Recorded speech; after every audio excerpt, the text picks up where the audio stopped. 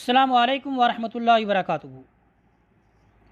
بسم اللہ الرحمن الرحیم، الحمد للہ رب العالمین، الصلاۃ والسلام علی سید الانبیاء والمرسلین۔ اللہ تعالیٰ کے فضل و کرم سے آج ہم حرف شین کا مخرج جو ہے وہ جانیں گے۔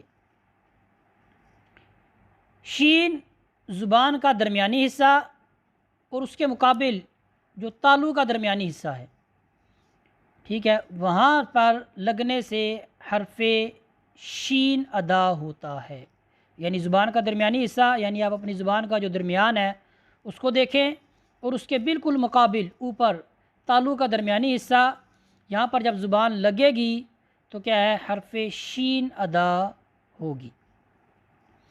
شین زبر شا، شین زیر شی، شین پہ شو، شاشی شو، شاشی شو۔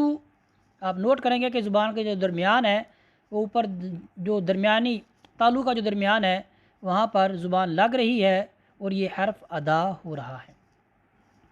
اب ہم اس کو ساکن کی حالت میں پڑھتے ہیں۔ حمزہ زبر شین اش، حمزہ زیر شین اش، حمزہ پیش شین اش، اش اش اش۔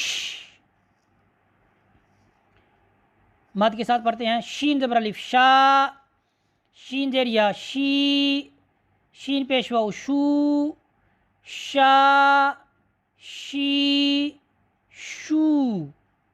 اسی پر اکتفا کرتے ہیں۔ وصلی اللہ علیہ سیدنا و مولانا محمد وبارک وسلم علیہ والحمد للہ رب العالمین۔